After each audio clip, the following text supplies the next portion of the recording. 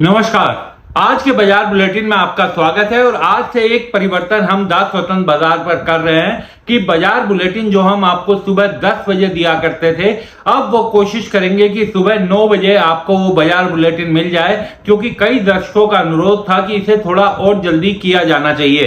तो आज से हम इसे 9 बजे रिकॉर्ड करके आपके सामने रख दिया करेंगे। कल जो सबसे बड़ी खबर रही कल, वो थी तेल की कीमतों में आया भारी उछाल। तेल की कीमतें इतने ऊंचे स्तर पर पहुंच गई कि उसने पूरी दुनिया को एकदम हक्का बक्का कर दिया और पूरी दुनिया को ये लगा कि उनके सामने बहुत बड़ा संकट खड़ा हो गया है।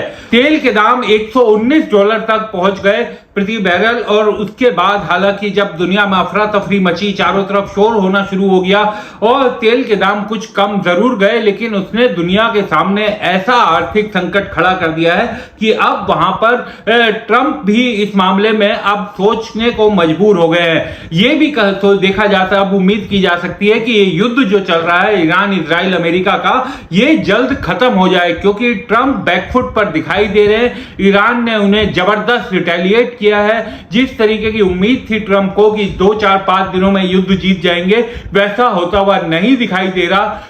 ईरान ने कल भी इजराइल पर बड़ा जबरदस्त हमला किया है और अब ट्रंप को प्रेस कॉन्फ्रेंस में यह कहना पड़ा कि युद्ध जल्दी खत्म होने की संभावना है। हालांकि कब तक होगा, कैसे होगा, क्या होगा, ये नहीं उन्होंने बताया, लेकिन ईरान ने देखिए कल मुस्तफा खामनेई की ताजपोशी एक तरह से सुप्रीम लीडर के तौर पर की गई। उन्हें सुप्रीम लीडर चुना गया। खामेनेई साहब के बेटे हैं वो, और ईरान ने उनका चुनाव कर ये साफ दिखा दिया है कि वो अमेरिका की किसी भी गीदड़ भभकी से डरने वाले नहीं है। अब नवंबर में मिड टर्म चुनाव होने अमेरिका में, और ट्रंप साहब को यह पता है कि अगर ये युद्ध अब लंबा चला तो उनकी जो रेटिंग लगातार गिर रही है वो और ज्यादा गिरेगी, क्योंकि महंगाई का बड़ा खतरा वहां पर खड़ा हो गया है। पेट्रोल के दाम वहां बढ़ने लगे हैं और नवंबर में अगर मिड टर्म चुनाव में उनकी स्थिति खराब हुई तो उनके सामने कोई और चारा नहीं रहेगा। तो तेल का एक बड़ा संकट कल रहा। आगे हम गैस की भी बात करेंगे, लेकिन पहले सोने और चांदी की थोड़ी बात कर लेते हैं, क्योंकि सोने और चांदी में कल थोड़ी उछाल देखा गया। चांदी करीब $88 $89 के करीब पहुंचते हुए दिखाई दी। चांदी में करीब 4% की बढ़ोतरी दिखाई दी। भारतीय मुद्रा में अगर बात करें तो 2,77,000 के करीब ये पहुंच गई, और गोल्ड में भी 1% के करीब की तेजी देखी गई और ये करीब $5160 प्रति औंस रहा, और ये भारतीय मुद्रा में करीब 1,62,000 रुपए बनता है। हालांकि शेयर बाजार में कल भारी गिरावट रही, लेकिन उम्मीद ये की जानी चाहिए कि चूंकि तेल के दाम कल भयानक गिरे थे, जिसका असर शेयर बाजार पर दिखा था, लेकिन अब ये बात होनी चाहिए कि आज शेयर बाजार में थोड़ी सी सुधार होना चाहिए कल के मुकाबले, ऐसा अंदेशा लगता है अंतर्राष्ट्रीय खबरों को देखते हुए। क्योंकि अमेरिका का बाजार भी देखिए जब खुला था, क्योंकि तेल की कीमतें बढ़ी फिर कम हुई, और जब तेल की कीमतें थोड़ी नीचे गिर गई थी तब अमेरिका का बाजार खुला, तो वहां पर थोड़ी हल्की बढ़ोतरी ही देखी गई। लेकिन अब भारत के सामने जो सबसे बड़ी खबर दिखाई दे रही है वो है गैस संकट। सरकार कह रही है कि अभी ऐसा कोई संकट नहीं है, लेकिन गैस बुकिंग का जो पीरियड होता है, वेटिंग पीरियड, उसको 21 से बढ़ाकर 25 दिन कर दिया गया है। इसके अलावा तमाम ऐसे होटल रेस्टोरेंट हैं जहां पर गैस की कमी के कारण अब वो अपना बंद करने की बात कर रहे हैं। मुंबई, गुजरात, तमाम जगह नेशनल रेस्टोरेंट एसोसिएशन ने कहा है कि अगर एलपीजी की सप्लाई बाधित इसी तरीके से रही तो इसका असर छोटे बड़े रेस्टोरेंट्स पर पड़ेगा। और बेंगलुरु से खबर आई कि रेस्टोरेंट आज से नहीं चलाएंगे। तो असल में भारत अपनी जरूरत की जो एलएनजी है, यानी लिक्विफाइड नेचुरल गैस, ये बड़े पैमाने पर विदेशों से आयात करता है, खासकर खाड़ी देशों से। लेकिन इस युद्ध के तनाव ने सप्लाई चेन पर बड़ा दबाव बना दिया है। इसी वजह से भारत में ये बड़ा संकट बनता हुआ दिखाई दे रहा है। सरकार का यह कहना है कि हम पहले घरेलू उपभोक्ताओं को प्राथमिकता दे रहे हैं, और एक कमेटी भी बनाई है जो रेस्टोरेंट और बाकी सब चीजों के लिए तय करेगी। लेकिन एक जो बड़ी खबर आई जिसने कल बहुत चौंकाया, वो था महाराष्ट्र के पुणे शहर के नगर निगम में गैस के चलने वाली करीब 22 शमशान भट्टियों को अस्थायी रूप से बंद कर दिया गया। इसका कारण बताया गया कि एलपीजी और गैस सप्लाई वहां पर कम थी और पुणे का ये वैकुंठ धाम शमशान घाट था जिसमें अधिकारियों ने कहा कि केवल 2 अंतिम संस्कार ही गैस से हो सकते थे, लिहाजा उन्हें बंद किया गया। तो इलेक्ट्रिक शमशान क्योंकि बड़े पैमाने पर अब देश के कई राज्यों में दिखाई देते हैं, वहां पर इसका संकट आएगा। मुंबई में एलपीजी सिलेंडर की सप्लाई प्रभावित होने और डिलीवरी में देरी की खबरें आई। कोलकाता में सीएनजी पीएनजी कंपनियों को गैस सप्लाई संकट के लिए अलर्ट पर रखा गया।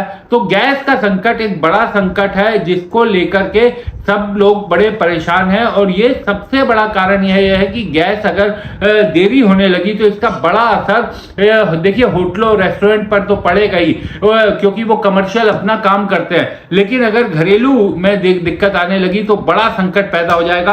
अभी 2 दिन पहले ही सरकार ने 60 रुपए घरेलू सिलेंडर पर बढ़ाए थे और करीब 150 रुपए जो कमर्शियल सिलेंडर है।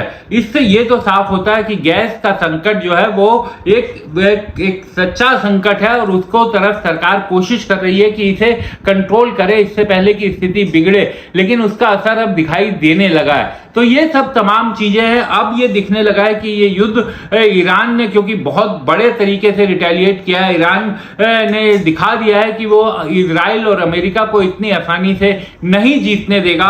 तो अब ट्रंप साहब जब ये कह रहे हैं कि इस युद्ध को ये युद्ध जल्दी खत्म हो सकता है, तो कहीं ना कहीं ये दिखाई देता है कि अब वो भी इस संकट से अजीज आ चुके हैं और उन्हें पता है कि अगर युद्ध संकट चला तो दुनिया भर पर अमेरिका भी उससे बच नहीं पाएगा। अमेरिका पर तो ज्यादा असर पड़ रहा है, दुनिया भर पर बड़ा आर्थिक संकट आएगा।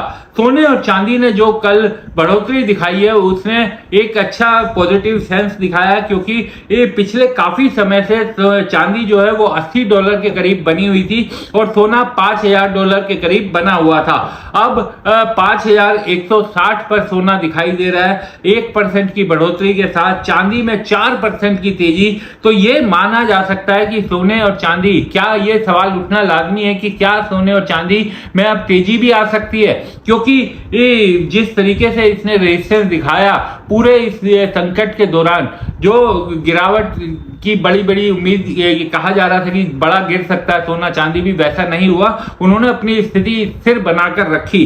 तो वैसे चांदी पर एक बड़ा रेजिस्टेंस है 91-92 पर, हालांकि वो कम 88-89 के करीब पहुंच गया है। तो ये अब क्या आगे की तरफ रफ्तार पकड़ेगा, ये एक बड़ा सवाल है और अब इस पर काफी बारीक नजर बनाकर रखनी पड़ेगी। तो ये था आज का बाजार बुलेटिन। आपको ये बाजार बुलेटिन में कैसा लगता है, क्या आपको इसमें से जानकारियां मिलती है, आप अपनी राय कमेंट में जरूर बताइए। और ये जो खबर कि आज से हम 9 बजे कोशिश करेंगे, सुबह 9 बजे आपको हर रोज बाजार बुलेटिन देने का, ताकि आपको बेहतर जानकारियां मिल सके। जो तमाम जानकारियां दुनिया भर में हो रही हैं उनका एक सार मिल सके, इसलिए कोशिश रहेगी कि अब से ये जल्दी तैयार किया जाए।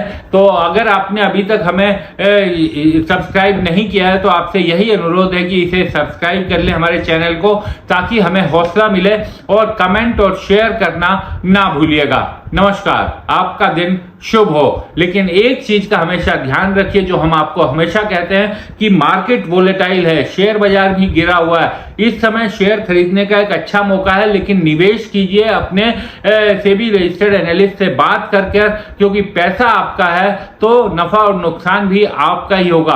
अक्सर क्या होता है कि जब बाजार गिरा हुआ होता है तो लोग डर के कारण नहीं खरीद पाते, जबकि ये सही समय होता है। बस कोशिश, जरूरत यह है कि आप बेहतर शेयर खरीदें, ताकि आपको जब बाजार सामान्य स्थिति में आए तो उसका फायदा मिल सके। नमस्कार।